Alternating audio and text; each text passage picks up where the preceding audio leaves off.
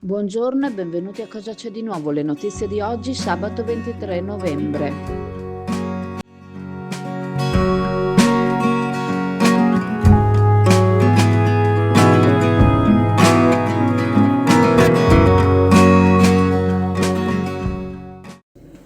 Il consigliere regionale Marco Dolfin, capo dipartimento pesca per il partito Lega Liga Veneta in Veneto, ha depositato un nuovo progetto di legge per la sostituzione dei contenitori di prodotti ittici in polistirolo con alternative in materiale sostenibile. La proposta di legge mira a ridurre l'impatto ambientale del settore e a proteggere l'ecosistema marino dell'Alto Adriatico, soffocato dalle plastiche con un'emergenza in continua crescita. La battaglia contro le microplastiche passa anche dalla sostituzione dei contenitori in polistirolo facilmente frantumabili e disperdibili, molto inquinanti, con altri contenitori con un minore impatto ambientale, riciclabili e riutilizzabili. Un passo verso un reale cambiamento, verso la riduzione del carico di plastiche che minaccia l'ecosistema marino. Dolfin si augura che il progetto di legge venga rapidamente approvato. Abbiamo parlato in più occasioni della possibilità di ridurre l'utilizzo delle classiche cassette in polistirolo, che hanno il costo di un vuoto a perdere per i produttori, con altre in plastiche riutilizzabili. Sappiamo che in molti mercati ittici in giro per l'Italia si è già provveduto in autonomia a sostituire il polistirolo con tali cassette igienizzabili e riutilizzabili, e sappiamo che una tra le aziende produttrici è venuta più volte a Chioggia, uno tra i mercati ittici più grandi in Italia, per presentare il proprio prodotto. Uno dei titolari ci aveva ricordato che si possono utilizzare i fondi FEAMPA per il loro acquisto. Le cassette di polistirolo le vediamo vagare tra i canali, volare e frantumarsi in caso di vento, incastrate e a pezzi tra i massi della diga, raccoglibili a volte solo con da sessola. Ci rendiamo conto dell'inquinamento che provocano nell'ambiente, per cui ben venga la proposta di legge, ma l'adozione di un materiale più sostenibile sarebbe auspicabile al di là che la proposta diventi legge e quindi un obbligo.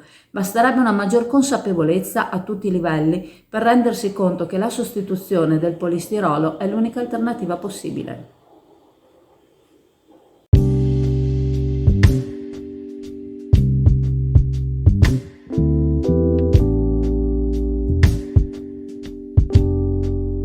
Avrete notato che abbastanza frequentemente su Chioggia Azzurra, sul gruppo tra l'altro Chioggia Azzurra Avvisi e Segnalazione, indichiamo che c'è praticamente è stato trovato qualcosa e ne diamo informazione. Ecco, allora l'altro giorno è successo che un ragazzo, una persona ha trovato un iPhone e ci ha mandato la foto, c'era l'anteprima di questo, c'era vedere la foto di una persona con un bambino, e ci ha invitato a mettere l'annuncio. Allora il sottoscritto ha detto: beh, aspettiamo un attimo, che soprattutto con i telefoni, se il telefono è acceso vedrai che nel giro di poco qualcuno chiama e vedrai che rintracci il proprietario. Questa persona però è stata ancora più senso civico, è riuscito ad attivare Siri, era un iPhone, è riuscito a rintracciare il padre di chi aveva preso questo telefono e gliel'ha portato direttamente a casa. Tra l'altro, cito testualmente, gli ha dato anche una lauta mancia, però questa persona non l'ha fatto per la mancia, l'ha fatto proprio per senso civico, e la mancia ovviamente c'è stata, benissimo, e siamo tutti contenti. Ecco, durante questo scambio di messaggi che c'è stato per avvisarsi che c'era appunto questo telefono, se così ci ha chiesto: ma io posso portarlo, non dovrei portarlo alle forze dell'ordine? Allora ci dà l'opportunità, da questo traiamo spunto per spiegare che quando effettivamente si trova qualche cosa, una bicicletta che magari è rubata, un telefono, il portafoglio con i documenti, ovviamente per legge devi andarlo a portare alle forze dell'ordine, ci mancherebbe altro. Però se la persona ha un certo senso civico e di responsabilità e riesce, per esempio, se hai documenti e vedi chi è la persona e lo va a portare direttamente a casa, ovviamente va più che bene, perché così diciamo si risparmia tutti quanti del tempo. La cosa un po' diversa invece quando si trova qualcosa che non è facilmente identificabile, per esempio la bicicletta. Allora in quel caso, ecco, qualche volta è successo che qualcuno ha trovato una bicicletta rubata vicino a casa e per precauzione l'ha presa, se l'è portata in casa, ma in precedenza ha avvisato le forze dell'ordine, perché anche lì avvisare che c'è la bicicletta di quel tipo lì senza catena, non bloccata, e purtroppo su Facebook non guardano solo le persone oneste, ci sono anche quelli che sono un po' meno onesti e l'occasione fa l'uomo ladro. Quindi l'invito è che quando si trova qualche cosa, sempre forze dell'ordine, però se si può agevolare in qualche modo i proprietari, in modo sempre da un punto di vista giuridicamente corretto, si può fare, anche perché evidentemente si va a accorciare molto tutta la situazione. AF Energia ci trovate in Viale Mediterraneo 135 a Sottomarina, dal lunedì al venerdì 8.30, 12.30, 14.30, 18.30. Offriamo il servizio luce e gas, prezzo fisso, prezzo variabile, telefonia, fibra o ADSL per famiglie, imprese e condomini. Qui da noi potete effettuare anche il pagamento delle vostre bollette a una commissione ridotta di 1,30 euro.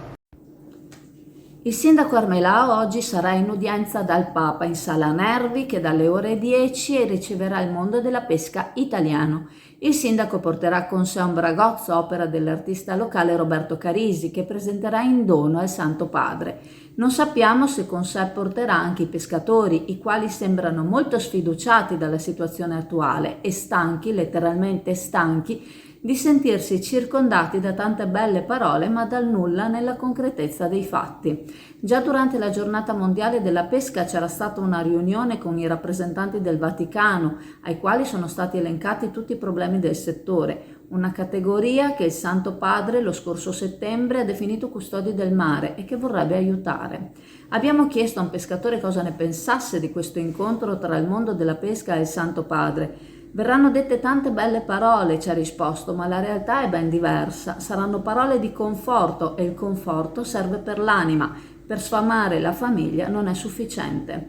Il settore a Chioggia non si sente appoggiato, non percepisce la presenza dell'assessore alla pesca, delega che il sindaco ha mantenuto nelle proprie mani. Durante l'ultima manifestazione dei vongolari in ginocchio per la moria delle vongole, manifestazione che si è tenuta alle Zattere a Venezia, la marineria di Pellestrina, quindi Venezia, era accompagnata dal consigliere delegato Alessandro Scarpa Marta, ma nessuno dell'amministrazione ha accompagnato la marineria di Chioggia. Saranno dette, saranno ascoltate tante belle parole, ci ha continuato a dire il pescatore che abbiamo interpellato, e non cambierà nulla, come al solito.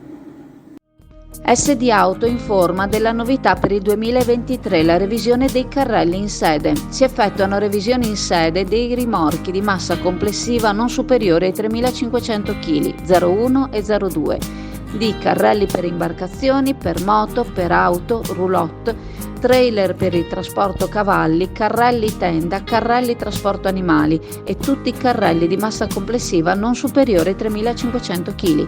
Potete contattare SD Auto per qualsiasi informazione o chiarimento.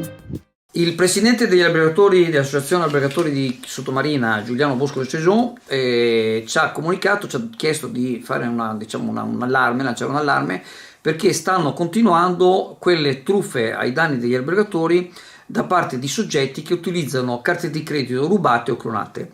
Come funziona la truffa? Se fate una ricerca su internet vedrete che ci sono tantissimi casi.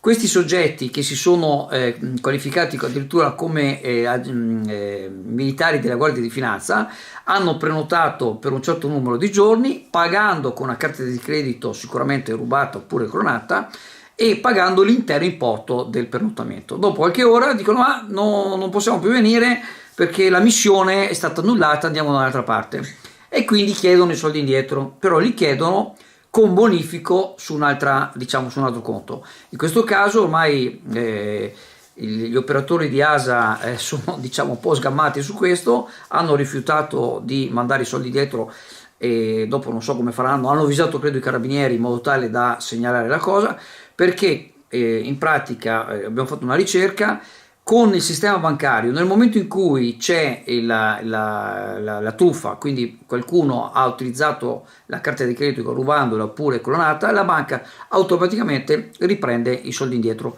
Credo che ci sia un limite di 30 giorni, una cosa del genere, e quindi ci sono albergatori che si sono trovati a bonificare.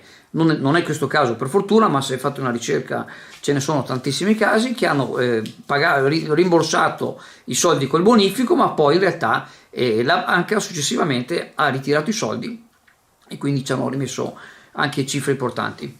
Quindi massima attenzione, leggevo, ma non sono quello forse più qualificato per dare consigli, che sarebbe meglio dire no, se vuoi farmi la prenotazione mi mandi il bonifico, e poi se per caso uno disdice fai il bonifico sullo stesso IBAN del bonifico di quando è arrivato, in modo tale che così non ci siano, non esiste che uno ti mandi i soldi da una parte e poi li vuole da un'altra, praticamente funziona un po' in questa maniera.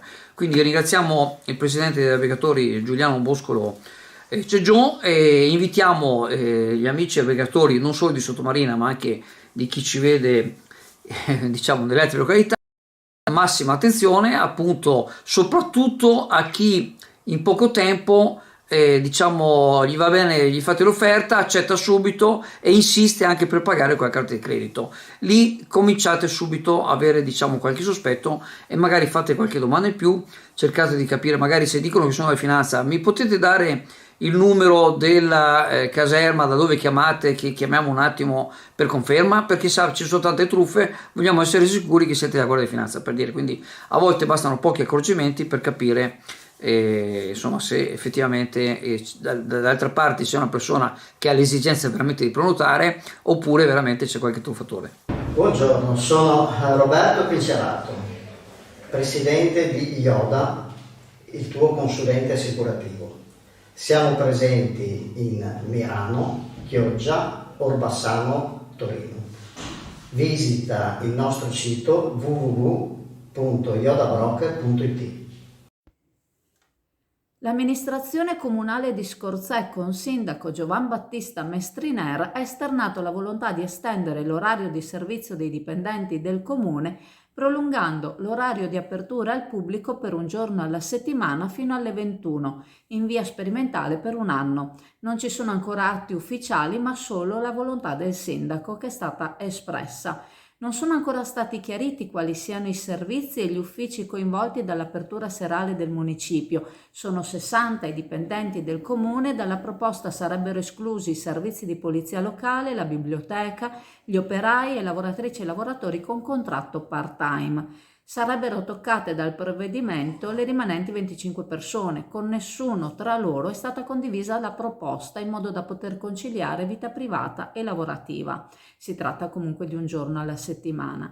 Non comprendiamo le motivazioni di questa scelta, insistono i rappresentanti sindacali, non essendoci richieste da parte dei cittadini di necessità di modificare gli orari di apertura al pubblico. Sicuramente però ci sarà un aumento dei costi delle utenze e un maggior rischio per i dipendenti che si troveranno a sera inoltrata a lavorare in pochi in un municipio vuoto dove chiunque potrebbe entrare.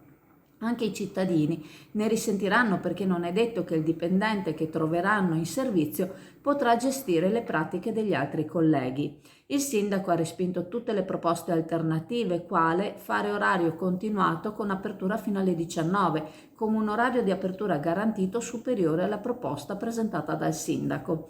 L'incontro tra sindaco di Scorzè Mestriner e le organizzazioni sindacali che si è svolto ieri in prefettura ha avuto esito negativo e a breve le organizzazioni FP-CGIL, CISL FP e WIL FPL convocheranno l'assemblea del personale per dare l'avvio alle azioni di lotta, augurandosi però che nel frattempo il sindaco decida di accettare la proposta fatta dai lavoratori.